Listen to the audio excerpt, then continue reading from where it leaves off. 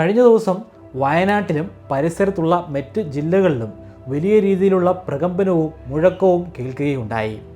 കൃത്യമായിട്ട് എവിടെ നിന്നാണ് കേട്ടതെന്ന് ആർക്കും പറയാൻ സാധിക്കുന്നില്ല. പക്ഷേ ഒരു വലിയ ഭൂഭാഗത്ത് ആ മുഴക്കം കേൾക്കുകയുണ്ടായി. അത് പ്രകമ്പനമായിട്ട് അവർക്ക് തിരിച്ചറിയാനും സാധ്യമായി. പക്ഷേ ഗവേഷകർ ഉറപ്പിച്ചു പറയുന്നത് അതൊരു ഭൂകമ്പമായിരുന്നില്ല എന്നാണ്. കാരണം സീസ്മോമീറ്ററിൽ ഒന്നും തന്നെ കാണിക്കുന്നില്ല. അങ്ങനെയാണെങ്കിൽ എന്തായിരിക്കും വയനാട്ടിലും പരിസരത്തുള്ള സ്ഥലങ്ങളിലും സംഭവിച്ചത്? ഇതെന്താണെന്ന് ചോദിച്ചുകൊണ്ട് ഒരു വയനാട്ടുകാരൻ എൻ്റെ ഒരു വീഡിയോയുടെ താഴെ കമൻറ്റ് ചെയ്യുകയുണ്ടായി. എനിക്ക് ആ സമയത്ത് മറുപടി പറയാൻ സാധിക്കുമായിരുന്നില്ല. കാരണം ഇതെൻ്റെ ഒരു ഗവേഷണ മേഖലയല്ല. പക്ഷേ അതിനുശേഷം ഞാൻ നിരവധി ശാസ്ത്ര പ്രബന്ധങ്ങളിലൂടെ കടന്നു പോവുകയുണ്ടായി. പ്രത്യേകിച്ചും ഈ മേഖലയുമായി ബന്ധപ്പെട്ടിട്ടുള്ള ശാസ്ത്ര പ്രബന്ധങ്ങൾ.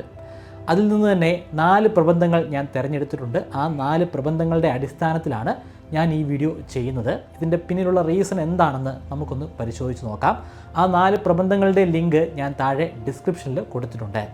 2021 ഒരു പ്രബന്ധം പബ്ലിഷ് ചെയ്തിരുന്നു.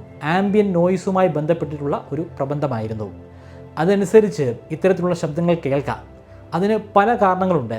ശക്തമായിട്ടുള്ള കാറ്റൊരു കാരണമാണ്, ശക്തമായ മഴ അതിനൊരു കാരണമാണ്, മനുഷ്യരുടെ ഇടപെടൽ ഒരു കാരണമാണ്. അതിനെല്ലാം പുറമേ മുൻപ് നടന്നിട്ടുള്ള ഒരു വലിയ മണ്ണിടിച്ചിലും അതിൻ്റെ കാരണമാണ്. നിങ്ങൾ ടിപ്പറിൽ മണൽ ഇറക്കുന്നത് കണ്ടിട്ടുണ്ടായിരിക്കാം, അല്ലെങ്കിൽ പീ സാൻഡ് ഇറക്കുന്നത് കണ്ടിട്ടുണ്ടായിരിക്കാം. കുറേ നേരം നിങ്ങൾ ആ കാഴ്ച നോക്കി നിൽക്കുക. ആദ്യം ശക്തമായ വേഗതയിൽ മണ്ണിങ്ങനെ തെന്നി മാറുന്നതായിട്ട് കാണാം. പിന്നെ അതൊന്ന് സ്ലോ ആകുന്നതാണ്. കുറേ കഴിയുമ്പോൾ അത് പൂർണ്ണമായിട്ടും നിശ്ചലമാകും. എന്നിട്ടും നിങ്ങൾ അവിടെ തുടരുകയാണെങ്കിൽ, അത് നോക്കി നിൽക്കുകയാണെങ്കിൽ കുറച്ചധികം നേരം കൂടെ കഴിഞ്ഞിട്ട് ചില ഭാഗങ്ങളിൽ പിന്നെയും കുറച്ച് മണ്ണിടിഞ്ഞ് വീഴുന്നതായിട്ട് കാണാൻ സാധിക്കും. ആദ്യം ഉണ്ടായതിനേക്കാൾ വളരെയധികം ചെറിയ അളവിൽ വളരെ ലഘുവായ രീതിയിൽ മാത്രമായിരിക്കും ഇങ്ങനെ മണ്ണിടിയുക. ഇതിനെ ലാൻഡ് മാസ് അക്വസിഷൻ എന്ന പേര് കൊണ്ട് നമുക്ക് വിശേഷിപ്പിക്കാം. ഇതൊരു വലിയ സ്കെയിലിൽ എടുക്കുകയാണെങ്കിൽ അത് മണ്ണിടിച്ചിലാണ്. മണ്ണിടിച്ചിൽ സംഭവിച്ചതിന് ശേഷം അവിടെ അടങ്ങിയിരിക്കുന്ന, അല്ലെങ്കിൽ അവിടെ വന്ന് പതിഞ്ഞിരിക്കുന്ന ഡെബ്രിസുകൾ അത് പതിയെ തെന്നി മാറുന്നതാണ് ഭൂമിയുടെ ഗ്രാവിറ്റി കാരണം. അത് തുടർന്നുണ്ടാകുന്ന മണ്ണിടിച്ചിലിനെ തടയുകയാണ് ചെയ്യുക. ശരിക്കും പറഞ്ഞാൽ അത് ആ പ്രദേശത്തിന് ഒരു അനുഗ്രഹമായിട്ട് മാറുന്നതാണ്. ഇതിനെ തുടർന്ന് ഒരു മുഴക്കവും പ്രകമ്പനവും സംഭവിക്കുന്നതാണ്. പക്ഷേ ഇതിൻ്റെ ഫ്രീക്വൻസി വളരെയധികം കുറവായതുകൊണ്ട് തന്നെ സാധാരണഗതിയിൽ സീസ്മോമീറ്ററുകൾക്ക് ഇതിനെ രേഖപ്പെടുത്താൻ സാധിക്കുകയില്ല. അത് രേഖപ്പെടുത്തണമെങ്കിൽ ഈ പ്രകമ്പനം നടന്ന സ്ഥലത്ത് തന്നെ ഒരു സീസ്മോമീറ്റർ ഉണ്ടായിരിക്കണം. കൂടാതെ ആ സീസ്മോമീറ്ററിന് ബ്രോഡ് ബാൻഡിലുള്ള ഫ്രീക്വൻസിയെ രേഖപ്പെടുത്താൻ സാധിക്കണം. അതായത് കുറഞ്ഞ ഫ്രീക്വൻസിയും ഉയർന്ന ഫ്രീക്വൻസിയും ഒരുപോലെ തന്നെ രേഖപ്പെടുത്താൻ സാധ്യമാകണം. അല്ലെങ്കിൽ നമുക്ക് ജിയോ ഫോണുകൾ ഉപയോഗിക്കണം. പക്ഷേ ജിയോ ഫോണിനേക്കാൾ കുറേ കൂടെ എഫക്റ്റീവ് ഈ ബ്രോഡ് ബാൻഡിലുള്ള സീസ്മോമീറ്ററുകളാണ്. പക്ഷേ ഇവിടെ ഒരു പ്രശ്നമുണ്ട്. ഈ ശബ്ദ തരംഗത്തിന് അധിക ദൂരമൊന്നും സഞ്ചരിക്കാൻ സാധിക്കുന്നതല്ല. വളരെയധികം നേർത്ത ഒരു ശബ്ദം മാത്രമായിരിക്കും. പലപ്പോഴും മനുഷ്യർക്ക് അത് തിരിച്ചറിയാൻ പോലും സാധ്യമാവുകയില്ല. അതിൻ്റെ അർത്ഥം വയനാട്ടിലും ചുറ്റുവട്ടത്തുള്ള പ്രദേശങ്ങളിലുമൊക്കെ സംഭവിച്ചത് ഈ ഒരു പ്രതിഭാസമായിരുന്നില്ല. രണ്ടാമത്തെ ശാസ്ത്ര പ്രബന്ധം സ്റ്റിക്ക് സ്ലിപ്പ് ബിഹേവിയറിനെ കുറിച്ചാണ് പറയുന്നത്. ഇവിടെയും ഒരു മുഴക്കമുണ്ടാകാനും ഒരു പ്രകമ്പനം ഉണ്ടാകാനുമുള്ള ഒരു സാധ്യതയുണ്ട്. പേരിൽ സൂചിപ്പിക്കുന്നത് പോലെ തന്നെ ഭൂമിയുടെ പ്രതലത്തിലെ 2 സ്ട്രക്ചറുകൾ പരസ്പരം തെന്നി മാറുന്നതിനെ തുടർന്നാണ് ഇങ്ങനെയൊരു പ്രതിഭാസം ഉണ്ടാകുന്നത്. ഇതിനെ തുടർന്ന് വലിയ രീതിയിലുള്ള മണ്ണിടിച്ചിൽ നടക്കാനുള്ള സാധ്യതയുണ്ട്. പക്ഷേ ഇവിടെ നമ്മൾ ഭയപ്പെടേണ്ട ആവശ്യമില്ല. സ്റ്റിക്ക് സ്ലിപ്പ് ബിഹേവിയർ ആണെങ്കിലും അവിടെ ഉണ്ടാകുന്ന ശബ്ദത്തിൻ്റെ ആ ഒരു ശക്തി അത് താരതമ്യേന വളരെയധികം കുറവായിരിക്കും. നമുക്ക് കേൾക്കാൻ സാധിക്കും, പക്ഷേ കിലോമീറ്ററുകൾ അകലേക്ക് ഈ ശബ്ദം സഞ്ചരിക്കുന്നതല്ല. മൂന്നാമത്തെ പ്രബന്ധം ഇറാനിലെ ടെഹ്റാനിൽ ധാരാളമായി മണ്ണിടിച്ചിൽ നടത്തുന്ന ഒരു പ്രദേശത്ത് നടത്തിയിട്ടുള്ള ഒരു പഠനത്തിൻ്റെ റിപ്പോർട്ടാണ്. ഈ റിപ്പോർട്ട് ഞാനിതിൽ ഉൾപ്പെടുത്താനുള്ള കാരണം ലാൻഡ് സ്ലൈഡിനെ പ്രവചിക്കാനുള്ള ഒരു സൊല്യൂഷൻ ഈ പ്രബന്ധത്തിൽ പറഞ്ഞിട്ടുള്ളത് കൊണ്ടാണ്. ഇതിൽ പറയുന്നത് ഞാൻ ആദ്യ പ്രബന്ധത്തിൽ പറഞ്ഞ അതേ കാര്യം തന്നെയാണ്. ആംബിയൻ നോയ്സിനെ കുറിച്ചാണ് പറയുന്നത്. വളരെയധികം നേർത്ത ശബ്ദമാണ്. പക്ഷേ ഇങ്ങനെയൊരു പഠനം കൂടുതലായിട്ടും മണ്ണിടിച്ചിൽ നടക്കുന്ന ഒരു പ്രദേശത്ത് നടത്തുകയാണെങ്കിൽ അവിടെ ഇനി എപ്പോഴൊക്കെ ആയിരിക്കും മണ്ണിടിച്ചിൽ സംഭവിക്കുക, മണ്ണിടിച്ചിൽ സംഭവിക്കാനുള്ള സാധ്യതകൾ എത്ര ശതമാനമാണ്, ഈ കാര്യങ്ങളൊക്കെ മനസ്സിലാക്കാം. അതിൻ്റെ അർത്ഥം ഇത്തരത്തിൽ ടെഹ്റാനിൽ നടത്തിയതുപോലുള്ള ഒരു പഠനം നമ്മുടെ കേരളത്തിലെ പശ്ചിമഘട്ട മലനിരകളിലും നടത്തേണ്ടതാണ്. അത് അനിവാര്യമായിട്ടുള്ളൊരു കാര്യമാണ്. അങ്ങനെ നടത്തുകയാണെങ്കിൽ എപ്പോഴാണ് ഇനിയുള്ള മണ്ണിടിച്ചിൽ സംഭവിക്കുക, അതിൻ്റെ സാധ്യത എത്ര ശതമാനമാണ്, ഈ കാര്യങ്ങളൊക്കെ മനസ്സിലാക്കാം. നാലാമത്തെയും അവസാനത്തെയും പ്രബന്ധം സോയിൽ പൈപ്പിംഗ് ആയിട്ടും ഡീഫോറസ്റ്റേഷനുമായിട്ടും അതായത് വനനശീകരണവുമായിട്ടും ബന്ധപ്പെട്ടിട്ടുള്ളതാണ്. ഈ പ്രബന്ധം വായിച്ചപ്പോൾ എനിക്ക് തോന്നിയത് ഇതായിരിക്കാം വയനാട്ടിൽ സംഭവിച്ചതെന്നാണ്. അത് ഞാൻ ഉറപ്പിച്ച് പറയുന്നില്ല, പക്ഷേ ഇത് കേൾക്കുമ്പോൾ നിങ്ങൾക്കും തോന്നുമായിരിക്കാം ഇതായിരിക്കാം കഴിഞ്ഞ ദിവസം വയനാട്ടിൽ അല്ലെങ്കിൽ അതിൻ്റെ പരിസരത്തുള്ള ജില്ലകളിൽ സംഭവിച്ചതെന്ന്. എന്താണ് സോയിൽ പൈപ്പിംഗ്? സോയിൽ പൈപ്പിങ്ങിനെ കുറിച്ച് ഒരു 1-2 വർഷങ്ങൾക്ക് മുമ്പ് ഞാൻ ഒരു വീഡിയോ ചെയ്തിരുന്നു. അതായത് നമ്മൾ പലപ്പോഴായിട്ട് കേൾക്കുന്ന ചില സംഭവങ്ങളാണ്. ഒരു പ്രദേശത്തെ മണ്ണ് പൂർണ്ണമായിട്ടും ഇടിഞ്ഞ് ഉള്ളിലേക്ക് പോകുന്നു, കിണർ താഴ്ന്നു പോകുന്നു, അല്ലെങ്കിൽ റോഡിൽ വലിയൊരു ഗർത്തം പെട്ടെന്ന് പ്രത്യക്ഷപ്പെടുന്നു, അവിടെ ഉണ്ടായിരുന്ന ഭൂഭാഗം ഉള്ളിലേക്ക് ഇടിഞ്ഞു പോകുന്നു.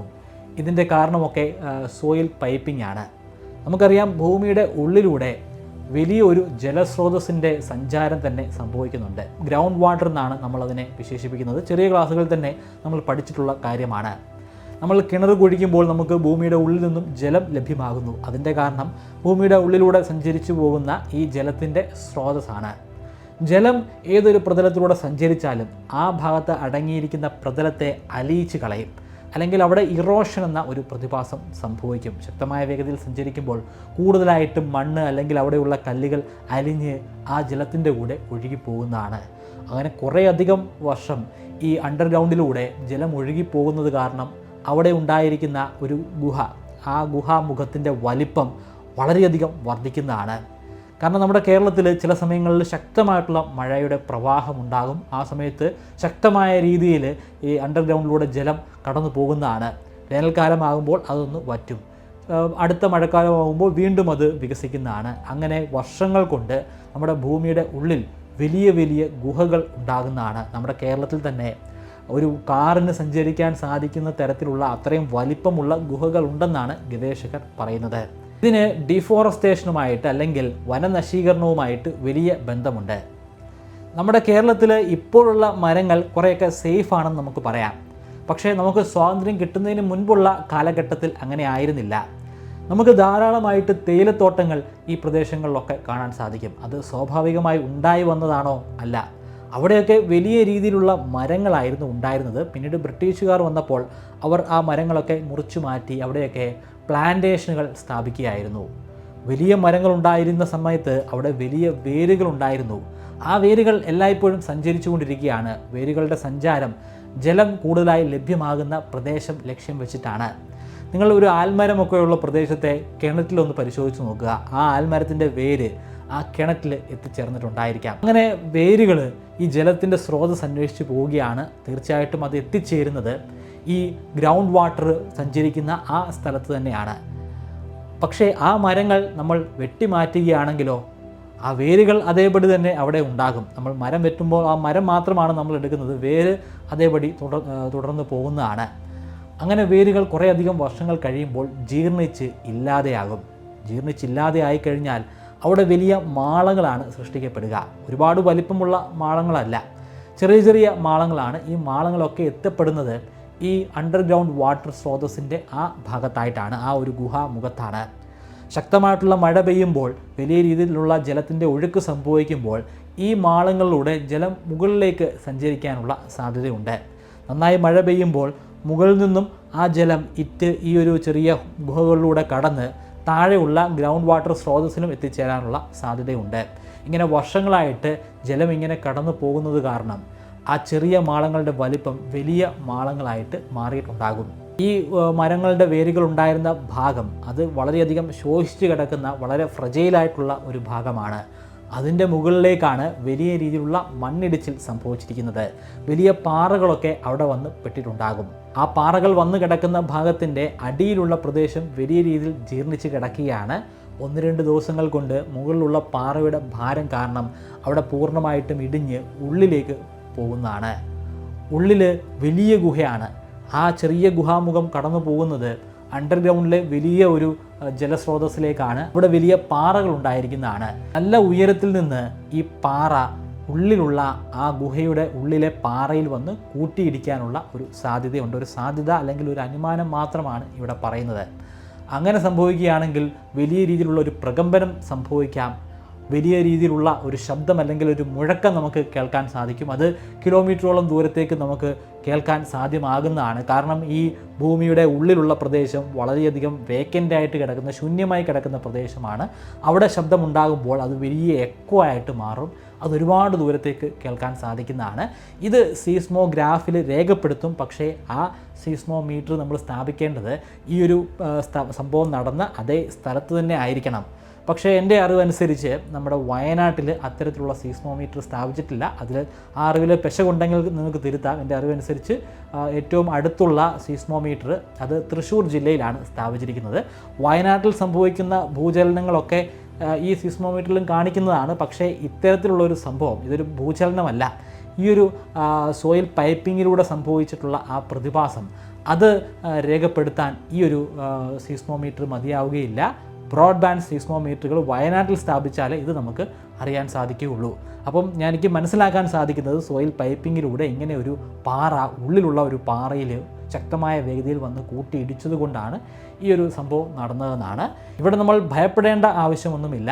പക്ഷേ ഈ സോയിൽ പൈപ്പിംഗ് എന്ന് പറയുന്നത് വളരെ അപകടകരമായിട്ടുള്ളൊരു കാര്യമാണ്. ഇപ്പോൾ നിലവിൽ നമ്മൾ മരം മുറിക്കുന്നതൊക്കെ നിർത്തിയാലും മുൻപുണ്ടായിരുന്ന മരങ്ങൾ മുറിച്ചതിൻ്റെ അവശേഷിപ്പുകൾ അത് ദ്രവിച്ച് വലിയ മാളങ്ങളായിട്ട് മാറിയിട്ടുണ്ട്. അതെവിടെയൊക്കെയാണെന്ന് കൃത്യമായിട്ട് പറയാൻ പോലും നമുക്ക് സാധിക്കുകയില്ല. പല ഭാഗങ്ങളിലും ഇത്തരത്തിൽ ഇടിഞ്ഞ് ഉള്ളിലേക്ക് പോകാനുള്ള ഒരു സാധ്യതയുണ്ട്. അതിൻ്റെ മുകളിലൊരു വീടുണ്ടെങ്കിൽ ആ വീടും അതിൻ്റെ ഒപ്പം പോകാനുള്ള ഒരു സാധ്യതയുണ്ട്. പക്ഷേ അത് വളരെ റെയറായിട്ട് സംഭവിക്കുന്ന ഒരു പ്രതിഭാസമാണ്. എല്ലായ്പ്പോഴും ആ പ്രതിഭാസം സംഭവിക്കുകയില്ല. ഒരു ചെറിയ ഭാഗത്തായിരിക്കും സോയിൽ പൈപ്പിംഗ് സംഭവിക്കുക. ആ സോയിൽ പൈപ്പിംഗ് സംഭവിക്കുന്ന ആ സ്ഥലത്ത് തന്നെ ഒരു റോഡോ ഒരു വീടോ ഒന്നും ഉണ്ടാകണമെന്ന് നിർബന്ധമില്ല. അങ്ങനെ ഉണ്ടായിട്ടുള്ള സാഹചര്യങ്ങൾ ഉണ്ടായിട്ടുണ്ട്.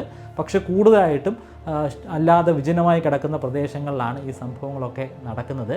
പ്രത്യേകിച്ചും വയനാട്, ഇടുക്കി പോലുള്ള പ്രദേശങ്ങളിൽ ആളൊഴിഞ്ഞു കിടക്കുന്ന ഒരുപാട് പ്രദേശങ്ങളിലുണ്ട്. അപ്പോൾ ആ പ്രദേശങ്ങളിലൊക്കെ ആയിരിക്കാം ഇത് സംഭവിക്കുന്നത്. വയനാട്ടിൽ സംഭവിച്ച ആ സോയിൽ പൈപ്പിംഗ് അത് ഒരുപക്ഷെ നമുക്ക് നേരിട്ട് കാണാൻ സാധ്യമായെന്ന് വരികയില്ല. കാരണം വലിയ രീതിയിൽ കല്ലും പാറയും ചെളിയും ഒക്കെ ഇങ്ങനെ അടിഞ്ഞുകൂടി കിടക്കുകയാണ്.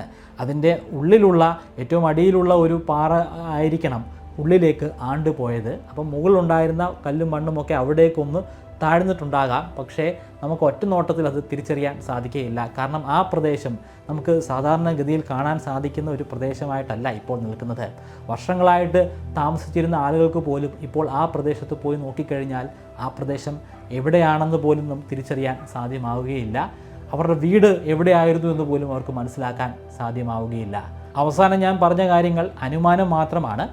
ഈ പ്രബന്ധങ്ങൾ വായിച്ചപ്പോൾ എനിക്ക് തോന്നിയ ഒരു കാഴ്ചപ്പാട് അങ്ങനെയാണ്. നിങ്ങളുടെ അഭിപ്രായങ്ങൾ അതെന്തായാലും താഴെ കമൻറ്റ് ബോക്സിൽ രേഖപ്പെടുത്തുക. തീർച്ചയായിട്ടും നമുക്കൊരു ഹെൽത്തി ഡിസ്കഷൻ നടത്താവുന്നതാണ്. ആസ്ട്രോഫിസിക്സ് പഠിക്കാൻ താല്പര്യമുള്ളവർക്ക് വേണ്ടി ഞാനൊരു ഓൺലൈൻ സർട്ടിഫിക്കേഷൻ കോഴ്സ് കണ്ടക്ട് ചെയ്യുന്നുണ്ട്. ആ കോഴ്സിൻ്റെ ഭാഗമായി ഗവേഷകരോടൊപ്പം ചേർന്ന് റിസർച്ച് ചെയ്യാനും അതൊരു ശാസ്ത്ര പ്രബന്ധമാക്കി പബ്ലിഷ് ചെയ്യാനുമുള്ള അവസരം നിങ്ങൾക്ക് ലഭ്യമാകുന്നതാണ്. കോഴ്സിൽ രജിസ്റ്റർ ചെയ്യാനായിട്ട് ഫസ്റ്റ് കമൻറ്റിൽ പിൻ ചെയ്ത് കൊടുത്തിരിക്കുന്ന ലിങ്ക് പരിശോധിക്കുക. കോഴ്സുമായി ബന്ധപ്പെട്ട് എന്തെങ്കിലും സംശയങ്ങളുണ്ടെങ്കിൽ നിങ്ങൾക്ക് ഇമെയിലിലൂടെയോ ഫേസ്ബുക്കിലൂടെയോ ഇൻസ്റ്റാഗ്രാമിലൂടെയോ എന്നോട് സംസാരിക്കാവുന്നതാണ്.